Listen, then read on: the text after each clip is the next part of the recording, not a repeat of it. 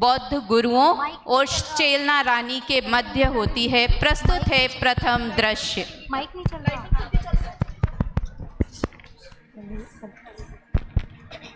Hello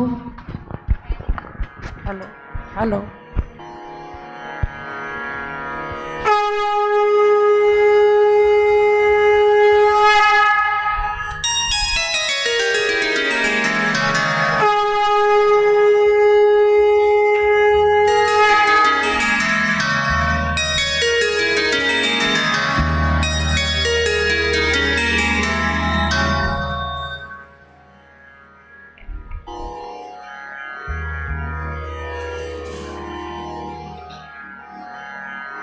आपके आमंत्रण और स्वादिष्ट भोजन से हमें बहुत प्रसन्नता हुई है।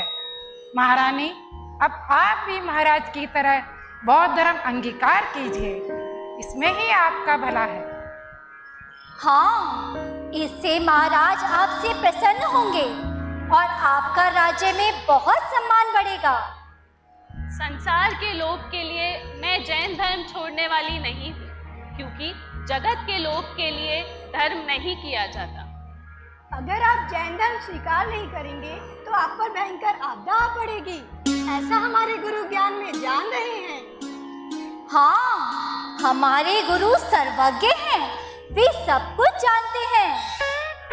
अरे वाह, आप सर्वज्ञ भी हैं। परंतु सर्वज्ञता तो वीतरागता के पश्चात होती है और आप में राग द्वेष की तीव्रता अधिक दिखाई देती है। हाँ, छद्मस्त अवस्था में अवधि ज्ञान तो हो सकता है, पर केवल ज्ञान नहीं, सर्वज्ञता नहीं। अगर आप सर्वज्ञ हैं, सब जानते हैं, तो बताइए मेरी मुट्ठी में क्या है?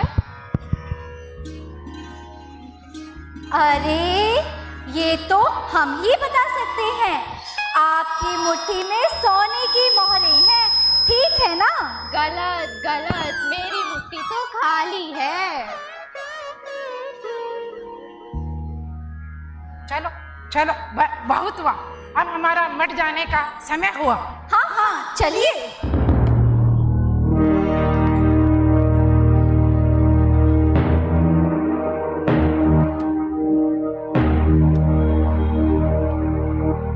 अरे गुरुजी, आपकी मोजड़ी तो गुम है। मेरी मोजड़ी भी गुम है। अरे, मेरी मोजड़ी भी गुम है।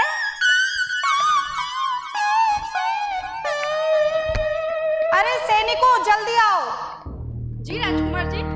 पता करो गुरुजी की और इन सब की मोजड़ी कहाँ गई। जी।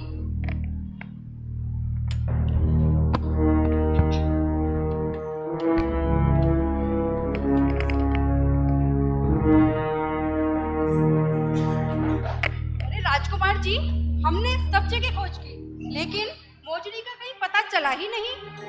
अरे, ऐसे कैसे नहीं मिल रही? क्या हमारी मोजड़ी आकाश निकल गया या धरती खा गई? आप कुछ देर पहले तो बोल रहे थे कि आप सर्वज्ञ हैं, सब जानते हैं। तो यदि आप सब जानते हैं तो अपने ज्ञान से ही पता लगा लीजिए कि आपकी मोजड़ी कहाँ है। अरे भगवान, नहीं जान सकते, आप तो हमारी मोजड़ी ढूंढे बस।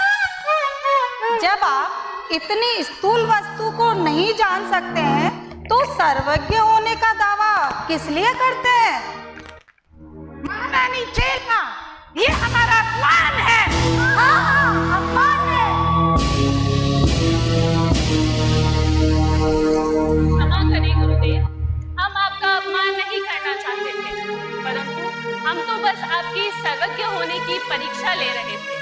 हम आपको यह बताना चाहते थे कि सर्वज्ञता के नाम पर आपने किस प्रकार के भ्रम का सेवन कर रखा है। हाँ, साथ ही पिताश्री को भी वीतरागता और सर्वज्ञता आदि का वास्तविक स्वरूप ज्ञात होगा। महारानी चेलना, ये आपने हमारा अपमान किया है। घर बुलाकर आपने हमारा अपमान किया है, परंतु याद रहे, इसका फल अच्छा नहीं होगा, अच्छा नहीं होगा। चलो।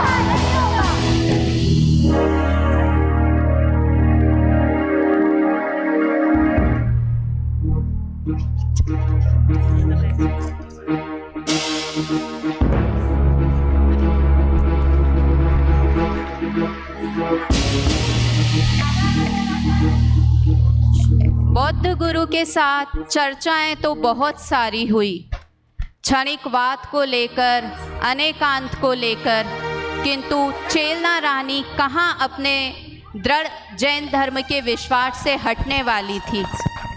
आगे बौद्ध गुरुओं ने क्या किया, देखते हैं दृश्य 2।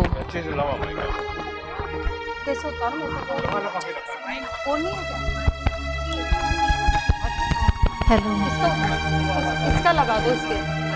तुम मेरे को ये मैं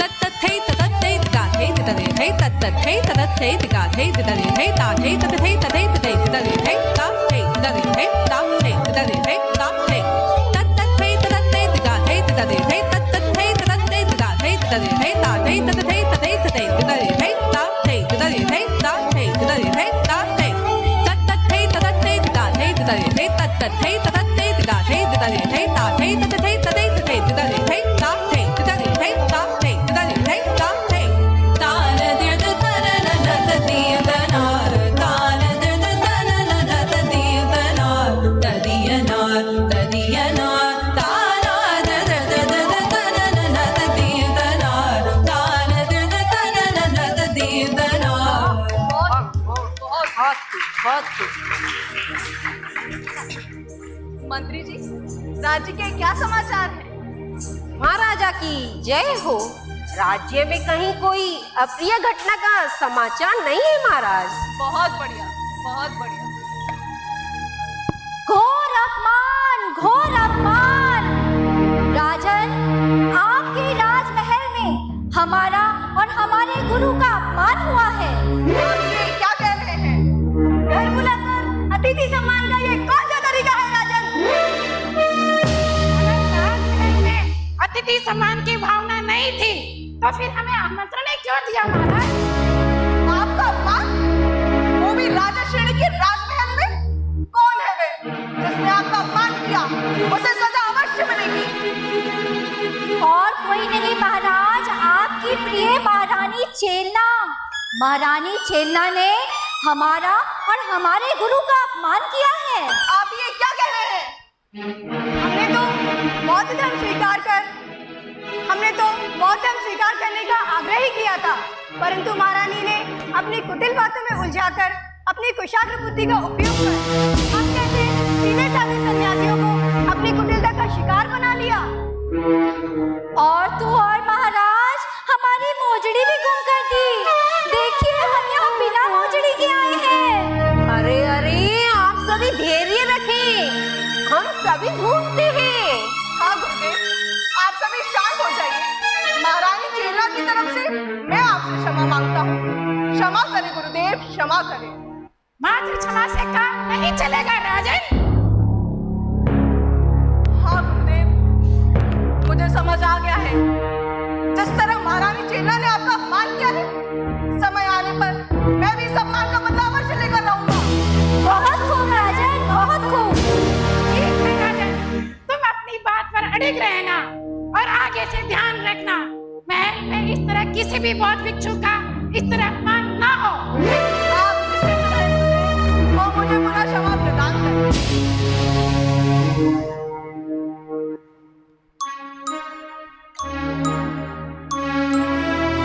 अरे मंत्री जी, वो हमारी मोजड़ी। हाँ हाँ गुरुदेव, ढूंढते हैं।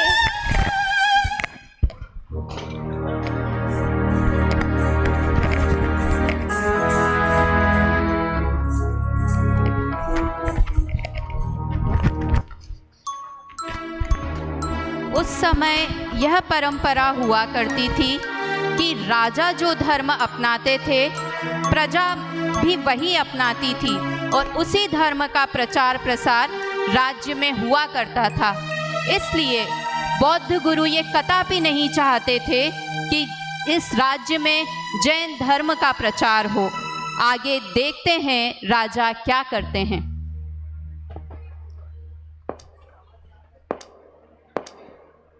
क्या किसी को अपने धर्म पर इतना अभिमान हो सकता है?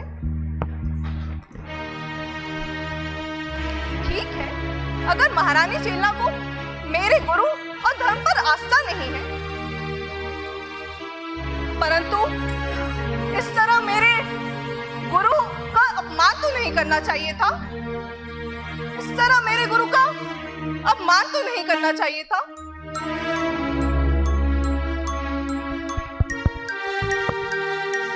क्या बात है राजन, आप आज अत्यंत विचलित दिखाई दे रहे हैं। कुछ नहीं। बताइए ना राजन, क्या बात है। प्रिय, मुझे इस संसार में दो ही चीजें आती थी, एक तो तुम चेलना और दूसरा बौद्ध धर्म। ये सब राजमहल, वैभव, लक्ष्मी, ठाट बाट सब कुछ बौद्ध धर्म के प्रताप से ही तो प्राप्त हुआ है। ये सब बौद्ध गुरु के आशीर्वाद का ही तो फल है। मैं कुछ समझी नहीं राजन, कृपया स्पष्ट करके बताइए क्या बात है। ये आप ही बताइए, आप मुझसे कितना स्नेह करती है, मेरा कितना मान सम्मान करती है। ये भी कोई पूछने वाली बात है राजन। मेरे लिए भी जगत में दो ही चीजें प्रिय हैं, एक जैन धर्म और दूसरे आप महाराज। झूठ चेला, झूठ। आपको बस अपने धर्म से प्रेम है। यदि आपको मेरे मान सम्मान का थोड़ा सा भी ध्यान होता तो मैं आज इस तरफ विचलित नहीं होता। परंतु आप तो अपने आप को महाज्ञानी, सर्वोच्च समझती हैं। तभी तो आपने अपने वाक जाल में फंसाकर भगवत रूप मेरे गुरु का अपमान किया है। इस राजमहल में आज तक किसी गुरु का अपमान नहीं हुआ, परंतु आज। भ्रष्टता क्षमा करें महाराज, मैं आपके गुरुओं का अपमान नहीं करना चाहती थी, परंतु आपके गुरु तो स्वयं को सर्वज्ञ और मुझे बौद्ध धर्म स्वीकार करने को कह रहे थे। आप ही बताइए महाराज, किसी भी धर्म को स्वीकार करने से पहले उसकी परीक्षा नहीं करनी चाहिए। जगत में कोई भी तुच्छ से तुच्छ वस्तु खरीदने से पहले हम उसकी परीक्षा अवश्य करते हैं। तो क्या देव की, धर्म की और गुरु की परीक्षा करना अपराध हो गया महाराज? बस महारानी, बस। मेरे गुरु के अपमान में की गई इस उद्दंडता के लिए मैं आपको कठोर दंड दे सकता हूँ, परंतु बात यदि परीक्षा की है तो मैं परीक्षा करके रहूंगा। देखते हैं आपके देव, गुरु, धर्म कितने सच्चे हैं। आपको भी पता चल जाएगा मेरे देव और धर्म ही सर्वोच्च भ्रष्ट हैं। नहीं महाराज, नहीं, आप क्रोध में आकर मुझे सब कर लीजिएगा। नहीं महाराज।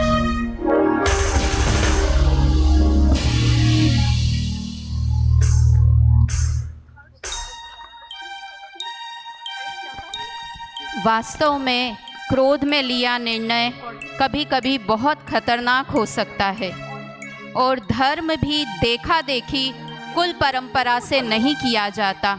इसलिए हमें यहाँ ये सीख लेनी चाहिए कि हम कोई भी धर्म, चाहे जैन धर्म ही क्यों न हो, उसकी परीक्षा कर फिर ही उसी का श्रद्धान करें।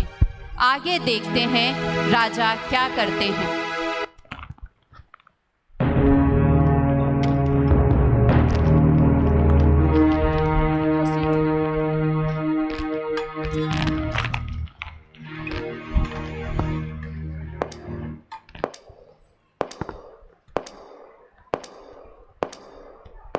मंत्री जी, ये दूर क्या दिखाई दे रहा है? लगता है कोई शिकार हाथ आया है। जी हाँ महाराज, ये तो कोई शिकार ही लग रहा है।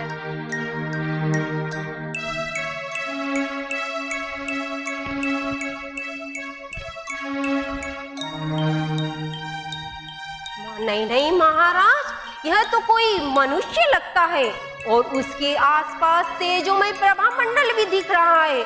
इससे लगता है कोई महापुरुष है। चलिए नजदीक जाकर मालूम करते हैं। जी महाराज।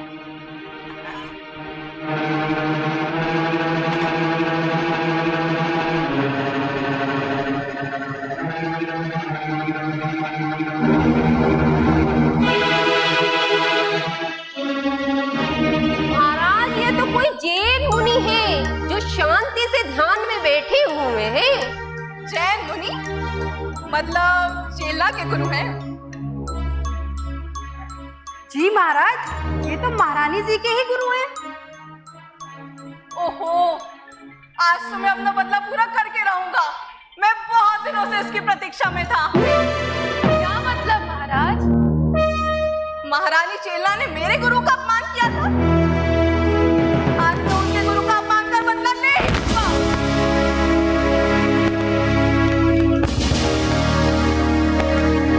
महाराज, ये आप क्या कर रहे हैं? किसी निरपराधी को आप प्राणदंड नहीं दे सकते, यह अन्याय है। ये तो अपने ध्यान में बिल्कुल मग्न है, बिल्कुल अकेले है और इनके पास कुछ भी नहीं है। तो क्या हुआ?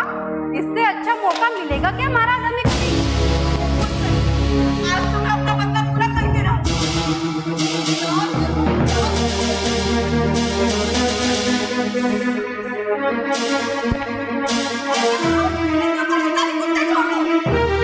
महाराज, ये अन्याय है।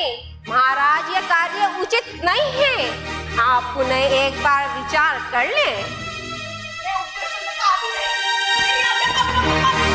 सैनिकों, राजाज्ञा का पालन हो।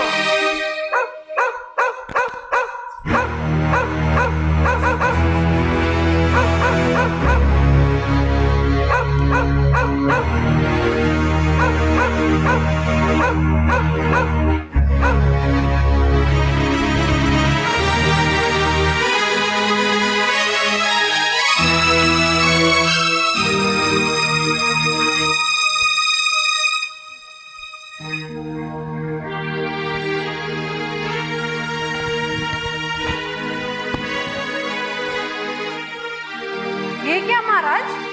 हमने तो इनके ऊपर उत्सर्ग किया, जंगली भयानक कुत्तों को छोड़ा और ये सब तो इनके पास शांति से जाकर के बैठ गए हैं। अब क्या करें महाराज? लगता है हम इन साधु का कुछ नहीं बिगाड़ सकते। लगता है महाराज, ये तो कोई मायावी जादूगर हैं जिन्होंने इन भयानक कुत्तों को भी अशांति से अपने बस में कर लिया है। तो क्या हुआ? मैं इन्हें इतनी आसानी से छोड़ने वाला नहीं हूँ। क्या करूँ? इसे मुझे ना कर दो।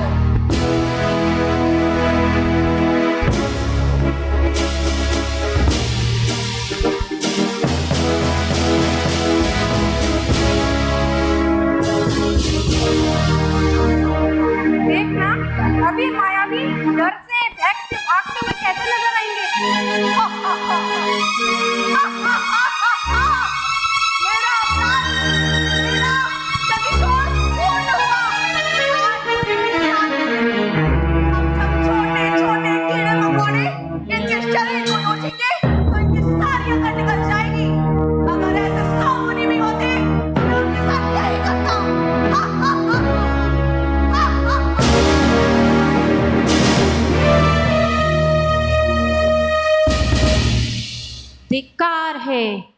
धिक्कार है। परम वीतरागी भावलिंगी संत पर उपसर्ग। इस महानिंद्य कार्य से महाराजा श्रेणिक ने 7वें नरक का घोर पाप बंद किया है। धिक्कार है, धिक्कार है, धिक्कार है।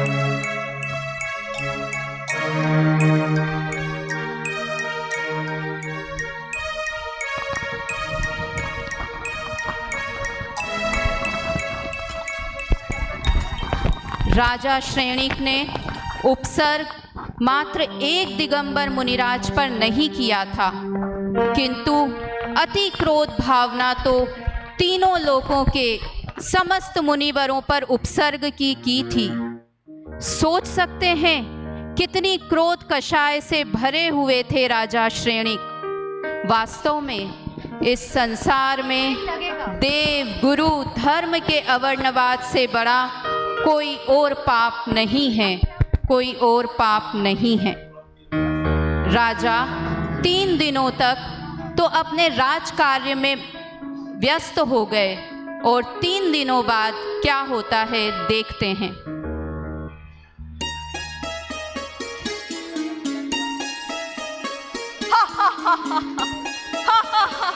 चेलना, महारानी चेलना। जी महाराज, क्या बात है? आज आप अत्यंत हर्षित दिखाई दे रहे हैं। बात ही कुछ आज ऐसी है, आज मेरा प्रतिशोध पूर्ण हुआ। जो बात तुमने मेरे गुरु के अपमान के साथ प्रारंभ की थी, वो आज मैंने खत्म कर दी है। मैं कुछ समझी नहीं महाराज, क्या बात है? सुनो चेलना, हम 3 दिन पूर्व जंगल में शिकार करने गए थे और वहां तुम्हारे जैन मुनि मिले।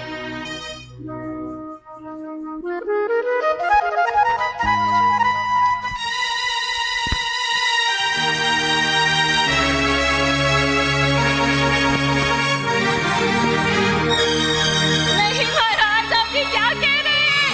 मुनिराज पे उपसर्ग, मेरे गुरु पे उपसर्ग, ये क्या अनर्थ कर दिया महाराज, ये क्या अनर्थ कर दिया? चेलना, महारानी चेलना, चेलना, सैनिकों, अभय कुमार को बुलाओ। सैनिकों, अभय कुमार को बुलाओ। चेलना, महारानी चेलना, क्या हुआ चेलना? सच्चा मिले जिसको बड़ा पुण्यवान होता है। गुरु को जो अपनाता है वो भव सागर तिर जाता। नहीं राग द्वेष मन में, नहीं राग द्वेष मन में, समता स्वभाव वाले।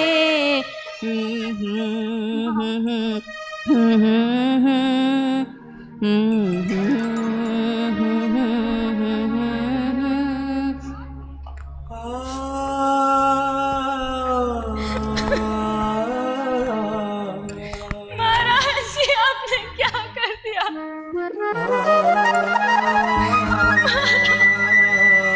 अब मैं क्या करूं महाराज, अब मैं क्या करूं? मेरे गुरु पे उपसर्ग महाराज, ये आपने क्या कर दिया?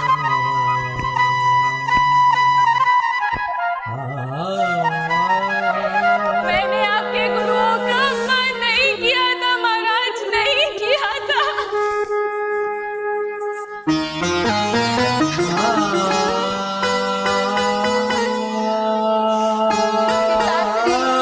हमने बहुत गुरु का अपमान नहीं किया था, नहीं हमने उन पर कोई उपसर्ग किया था पिताश्री। हमने तो मात्र उनकी परीक्षा ली थी पिताश्री। आपने ये क्या अनर्थ कर दिया, ये क्या कर दिया पिताश्री?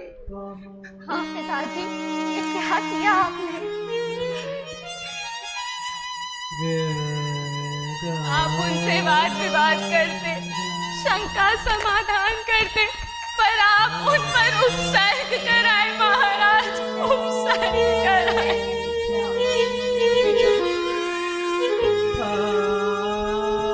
मैं उनको अंतर की आत्मा से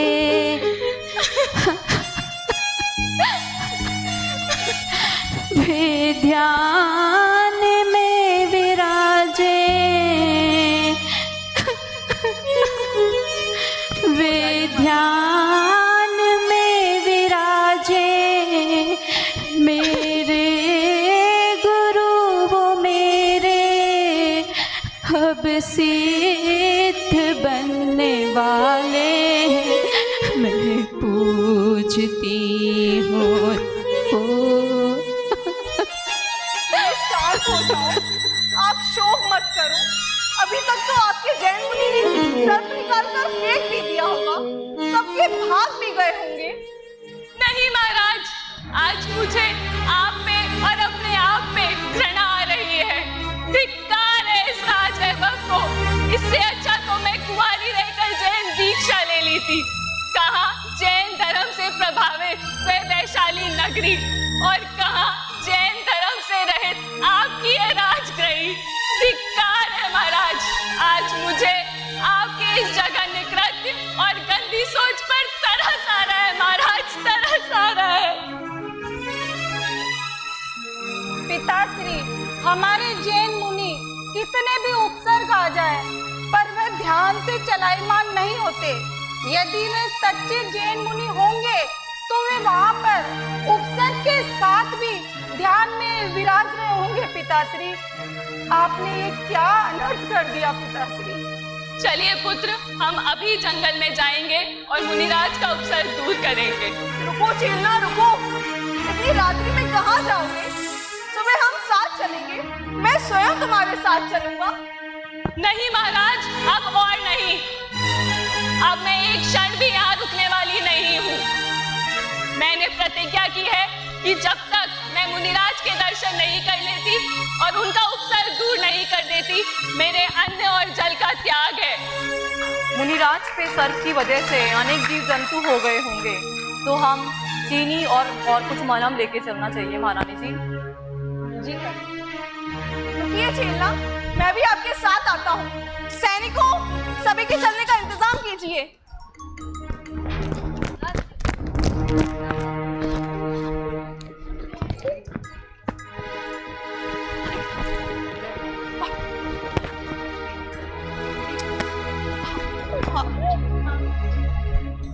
तीन दिनों तक मुनि उपसर्ग के साथ ज्यों के त्यों विराज रहे थे। अहो, धन्य है मुनि दशा, धन्य है यशोधर मुनिराज, जो भयंकर उपसर्ग में भी आत्मानंद के सागर में सुख के गोते लगा रहे हैं। जब शरीर ही अपना नहीं तो उसके कष्ट हमारे कैसे हो सकते हैं। सभी जंगल पहुंचते हैं और वहाँ क्या होता है देखते हैं।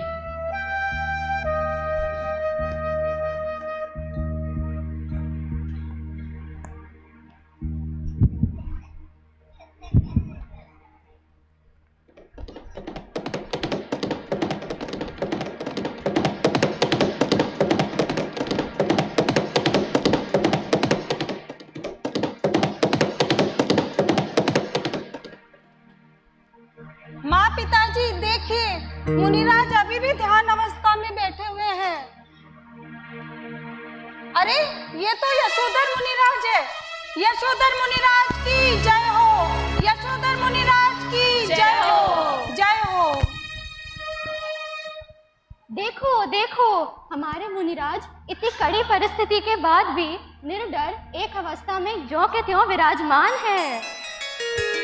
अब हमें बिना देर करे मुनिराज की वैयावृत्ति करनी चाहिए।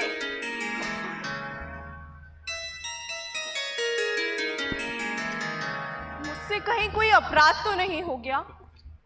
मृत शरीर के आसपास कई जीव जंतु सर्प के साथ साथ मुनिराज के शरीर का भी भक्षण करते रहे और मुनिराज किंचित भी विचलित नहीं हुए।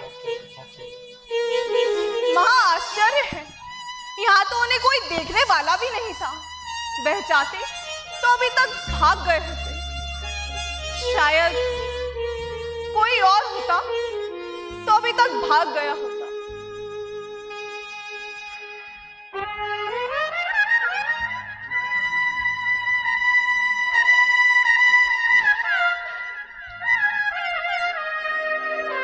सद्धर्म वृद्धिरस्तु महाराज श्रेणिक।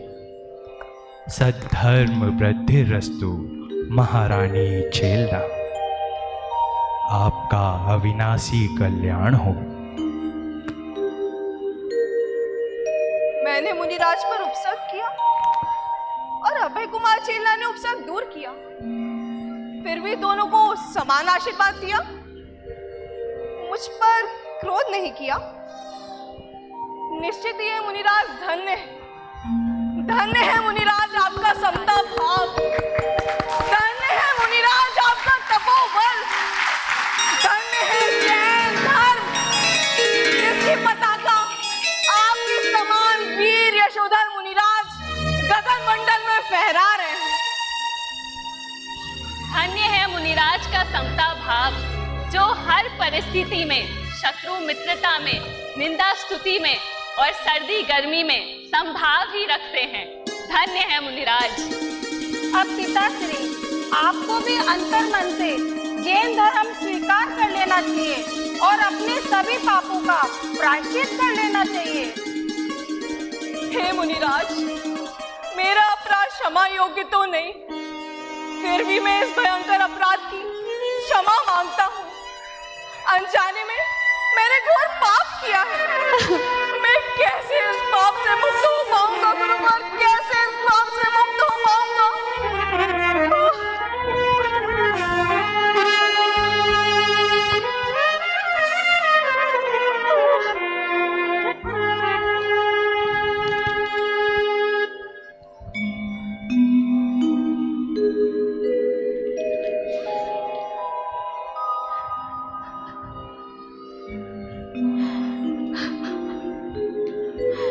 वत्स, हे राजन, तुम्हारा अविनाशी कल्याण हो। तुम्हारी परिणति में सरलता आना यही तुम्हारा सच्चा प्रायश्चित है। अब अपनी आत्मा को जानो, पहचानो, उसी का अनुभव करो और इस नरभव को सफल करो।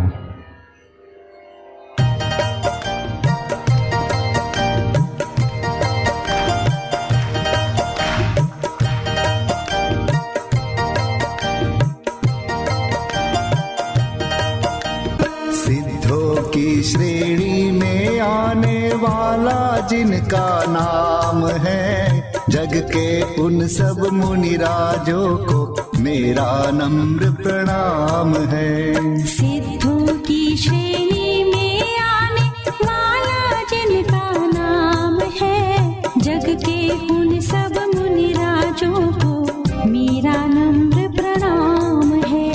मेरा नम्र प्रणाम है, मेरा नम्र प्रणाम है, मेरा नम्र प्रणाम है, मेरा नम्र प्रणाम है, मेरा नम्र प्रणाम है, मेरा नम्र प्रणाम है।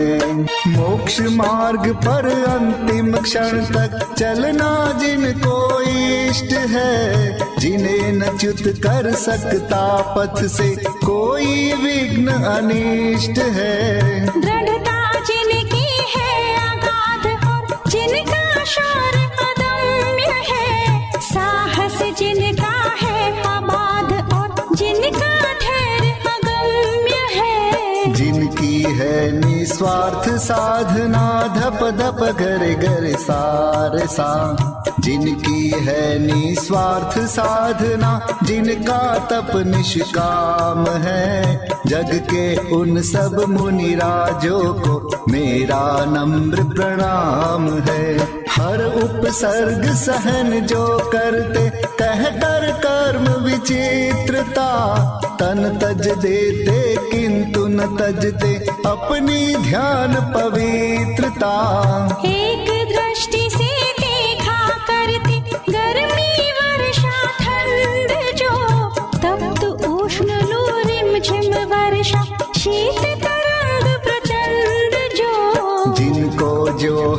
शीतल छाया धप धप गर गर सार सा।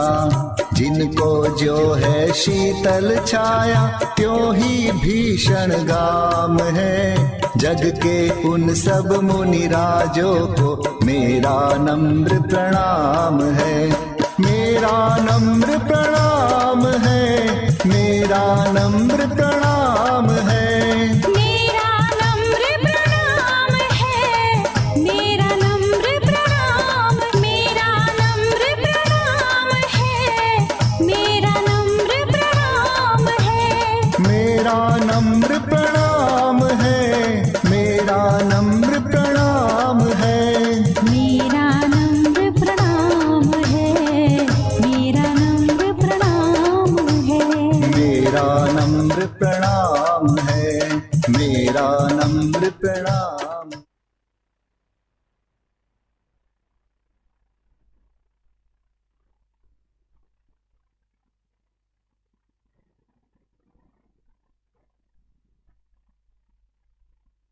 बोलिए दिगंबर भावलिंगी मुनिराज की।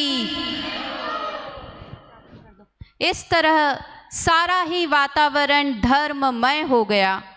मुनिराज के एक धर्म वृद्धि के आशीर्वाद ने उनकी समता भाव को बताया और राजा श्रेणिक उसी एक धर्म वृद्धि के आशीर्वाद से धर्म मार्ग पर आगे बढ़ गए। आर्य का चंदनबाला के पास जाकर चेलना ने महावीर भगवान के समव शरण में जाकर संयम धारण किया और सम्यक दर्शन पूर्वक मरण करके देव गति में गए और निश्चित ही भविष्य में मोक्ष जाएंगे। महाराजा श्रेणिक भी 7वें नरक की प्रबल आयु को नाश कर रत्न प्रभा नामक पहले नरक में गए और 84 लाख हजार की आयु पूर्ण कर वहाँ से भविष्य में महापद्म नाम के भरत क्षेत्र के तीर्थंकर होंगे। तो यही है भावों की विचित्रता। हम अपने भावों को संभालें और जैन धर्म पर दृढ़ श्रद्धान रखें। यही इस नाटक मंचन का मुख्य प्रयोजन था। जय जिनेंद्र।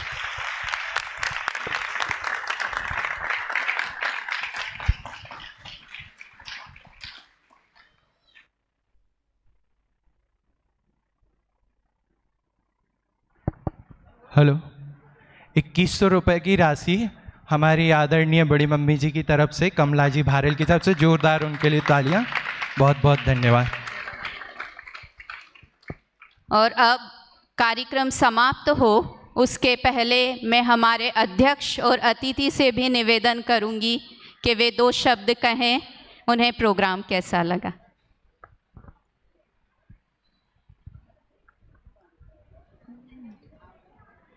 आदरणीय छोटे दादा, विद्वान गण एवं सभी साधर्मी जन को मेरा जय जिनेंद्र।